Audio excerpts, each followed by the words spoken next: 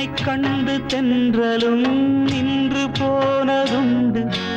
உன்னை காண வெண்ணிலா வந்து போவதுண்டு.